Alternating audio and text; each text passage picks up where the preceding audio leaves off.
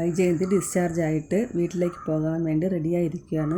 ഇനി വേറെ ഫോർമാലിറ്റീസ് ഒന്നും ഇല്ലല്ലോ എന്ന് ചോദിച്ചപ്പോൾ സിസ്റ്റർ പറഞ്ഞു, ഇല്ല ഡിസ്ചാർജ് അല്ല, ഇനി വേറെ ഫോർമാലിറ്റീസ് ഒന്നും ഇല്ല എന്ന് പറഞ്ഞു. അപ്പോഴാണ് ബ്രോക്കർ വന്നത്. വീടിൻ്റെ താക്കോലൊക്കെ തലേ ദിവസം തന്നെ വൈജയന്തി ഏൽപ്പിച്ചിട്ടുണ്ടായിരുന്നു. അപ്പോൾ ഞാൻ ടാക്സിയുമായാണ് വന്നതെന്ന് അയാൾ പറഞ്ഞു. അപ്പോൾ വൈജയന്തിക്ക് സന്തോഷമായി. അങ്ങനെ ടാക്സിയിൽ അവർ ഒരുമിച്ച് പോകാൻ വേണ്ടി റെഡിയായിരിക്കുമ്പോഴാണ് ശിവശങ്കര മേനോനും ഗംഗാധര മേനോനും കൂടി കയറി വന്നത്. വൈജയന്തി അവരെ കണ്ടിട്ട് അത്ഭുതത്തോടെ നോക്കുകയാണ്. ഗംഗേട്ട ഇത് എപ്പോൾ വന്നു എന്നൊക്കെ ചോദിച്ചു. ഇന്നലെ വന്നു, നീ ഡിസ്ചാർജ് ആവുന്ന കാര്യം അറിഞ്ഞിട്ടാണ് വന്നതെന്ന് പറഞ്ഞു. നിന്നെ കൂട്ടിക്കൊണ്ട് പോകാനാണ് ഞങ്ങൾ വന്നത്. ബ്രോക്കറോട് പറഞ്ഞു നിങ്ങൾ പൊയ്ക്കോളൂ, ഇത് ഞങ്ങളുടെ സഹോദരിയാണ്, ഞങ്ങൾ വീട്ടിൽ കൊണ്ടുപോവുകയാണെന്ന് പറഞ്ഞിട്ട് വൈജയന്തിയോട് അവരുടെ കൂടെ ചെല്ലാൻ പറഞ്ഞു. പക്ഷേ വൈജയന്തി പറയുകയാണ്, ഞാൻ വാടക വീടെടുത്തേക്കാണ്, അങ്ങോട്ടാണ് പോകാൻ വിചാരിക്കുന്നത്, അപ്പോൾ ടാക്സി പോകുന്നതാണ് ഞങ്ങൾക്ക് സൗകര്യം എന്ന് പറഞ്ഞപ്പോൾ ഗംഗേട്ടൻ ദേഷ്യപ്പെട്ടു. നീ ഞാൻ പറയുന്നത് അനുസരിച്ചാൽ മതി, ശിവ പോയി ബാഗ് എടുത്തുകൊണ്ട് വാന്ന് പറഞ്ഞിട്ട് പുറത്തൊക്കെ ഇറങ്ങിപ്പോവുകയാണ്. വൈജയന്തി വേറെ വഴിയൊന്നും ഇല്ലാതെ അവരുടെ കൂടെ പോകുന്നുണ്ട്. കാറിലിരിക്കുമ്പോൾ വൈജയന്തി ചോദിക്കുകയാണ്, നിങ്ങൾ എന്നെ എങ്ങോട്ടാണ് കൊണ്ടുപോകുന്നത്, വീട്ടിലേക്കാണോ എന്ന് ചോദിച്ചപ്പോൾ അവർ അതേന്ന് പറഞ്ഞു. വൈജയന്തി വിചാരിച്ചു ശിവേട്ടൻ്റെ വീട്ടിലേക്കാണെന്ന്. അപ്പോൾ അത് കമലയെടുത്ത് സമ്മതിക്കുമോ ശിവേട്ടാന്ന് ചോദിച്ചപ്പോൾ ശിവേട്ടൻ പറയുകയാണ്, അതിന് നിൻ്റെ വീട്ടിലേക്ക് നീ പോകുന്നതിന് കമലയുടെ സമ്മതം എന്തിനാണെന്ന്. അപ്പോഴാണ് വൈജയന്തിക്ക് മനസ്സിലായത് ബാലചന്ദ്ര മേനോൻ്റെ വീട്ടിലേക്കാണ് പോകുന്നതെന്ന്. വൈജയന്തി പറഞ്ഞു, ഞാൻ നീ ആ വീട്ടിലേക്കില്ല, അലീന അവിടെ ഉള്ളിടത്തോളം കാലം ഞാൻ അവിടെ വരില്ല, ഞാൻ ഒരു കാര്യം മാത്രമേ എൻ്റെ ഭർത്താവിനോട് ആവശ്യപ്പെട്ടിട്ടുള്ളൂ, അവളെ അവിടെ നിന്ന് പറഞ്ഞിട്ടുണ്ടെന്ന്. പക്ഷേ അയാളത് കേട്ടില്ല. അയാൾക്ക് മക്കളെക്കാളും ഭാര്യയെക്കാളും വലുത് അവളാണ്, അതുകൊണ്ട് ഞാൻ ഇനി ആ വീട്ടിലേക്ക് വരില്ല എന്ന് പറഞ്ഞു. ഗംഗേട്ടൻ പറഞ്ഞു, അതിന് നിൻ്റെ ഭാഗത്താണ് തെറ്റ്, നീയാണ് ഒന്ന് ക്ഷമിക്കേണ്ടത്, നീ വിചാരിച്ചാൽ ആ വീട് ഒരു സ്വർഗ്ഗമാക്കാവുന്നതേ ഉള്ളൂ എന്ന് പറഞ്ഞപ്പോൾ വൈജയന്തി പറയുകയാണ്, ബാലചന്ദ്ര മേനോൻ വിചാരിച്ചാലും ആ വീട് സ്വർഗ്ഗമാക്കാം. അങ്ങനെ അവർ തമ്മിൽ തർക്കിച്ചുകൊണ്ടിരിക്കുകയാണ്. ഗംഗേട്ടൻ പറയുകയാണ്, ഇപ്പോഴാണ് നിൻ്റെ മക്കൾക്ക് നിൻ്റെ ആവശ്യമുള്ളത്. രോഹിത് ഇപ്പോൾ ഒരു വല്ലാത്തൊരു അവസ്ഥയിലാണ് പോകുന്നത്, അവൻ ആരോടും സംസാരിക്കുന്നില്ല, വളരെ ദേഷ്യത്തിലാണ്, പെൺമക്കൾക്കും നിന്നെ ആവശ്യമുണ്ട്, അപ്പോൾ നിൻ്റെ മക്കളെ കരുതി നീ എല്ലാം ഒന്ന് ക്ഷമിക്കണം, നിൻ്റെ കുടുംബം കൈവിട്ട് പോകാതിരിക്കാൻ വേണ്ടിയാണ് ഈ പറയുന്നത്. ഇങ്ങനെയൊക്കെ പറഞ്ഞപ്പോൾ വൈജയന്തി തൽക്കാലത്തേക്ക് ഒന്ന് അടങ്ങിയിരിക്കുകയാണ്.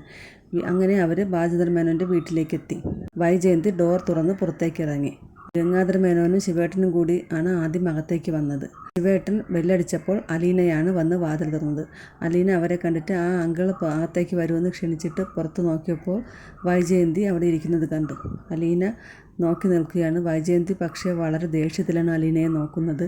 അലീനയെ തറപ്പിച്ച് നോക്കിയിട്ട് വൈജയന്തി അകത്തേക്ക് കയറിപ്പോയി. ബാഗൊക്കെ എടുത്ത് അകത്തേക്ക് വയ്ക്കട്ടെ മേഡം എന്ന് ചോദിച്ചപ്പോഴും വൈജയന്തി അലീനയെ തറപ്പിച്ച് നോക്കുകയാണ്.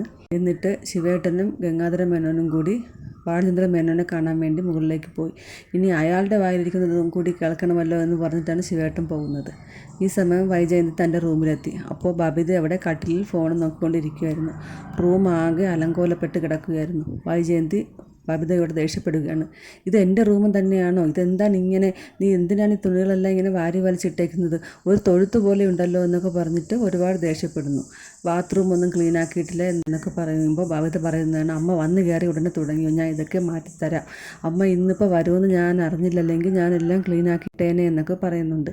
വൈജയന്തി ബബിതയോട് പറയുന്നു, നീ പോയി എൻ്റെ ബാഗ് എടുത്തുകൊണ്ട് വാ, പുറത്തിരിക്കുകയാണെന്ന് പറഞ്ഞു. അങ്ങനെ ബബിത ബാഗ് എടുക്കാൻ വേണ്ടി പുറത്തേക്ക് പോയി. ശിവേട്ടനും ഗംഗാധര മേനോനും കൂടി ബാലചന്ദ്ര മേനോൻ്റെ അടുത്തെത്തി. ബാലചന്ദ്ര മേനോൻ അവരെ കണ്ടിട്ട് വരുമെന്ന് പറഞ്ഞ് അകത്തേക്ക് വിളിച്ചു. എന്നാലും ബാലചന്ദ്ര മേനോൻ നല്ല സ്നേഹത്തിലൊന്നുമല്ല അവരോട് സംസാരിക്കുന്നത്. അപ്പോൾ ഗംഗേട്ടൻ ചോദിക്കുകയാണ്, വീട്ടിൽ ഗസ്റ്റ് വരുമ്പോൾ ഇങ്ങനെയൊക്കെയാണോ ബാലചന്ദ്ര പെരുമാറേണ്ടത്? അപ്പോൾ ബാലചന്ദ്ര മേനോൻ പറയുകയാണ്, അതിന് നിങ്ങൾ ഗസ്റ്റ് അല്ലല്ലോ, എൻ്റെ പുന്നാര അളിയന്മാരല്ലേ എന്ന് പറഞ്ഞു.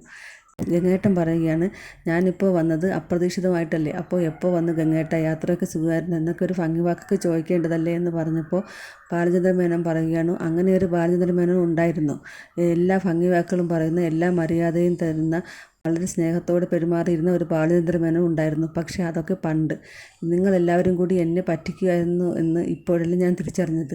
പിഴച്ചു പെറ്റ സഹോദരിയെയും മകളെയും കൂടി ഫ്രീ ആയിട്ട് എനിക്ക് സമ്മാനിച്ചു തന്ന കാര്യം ഞാൻ ഇപ്പോഴല്ലേ അറിഞ്ഞത് എന്നൊക്കെ പറഞ്ഞിട്ട് ബാലചന്ദ്ര മേനോൻ സംസാരിച്ചുകൊണ്ടിരിക്കുകയാണ്.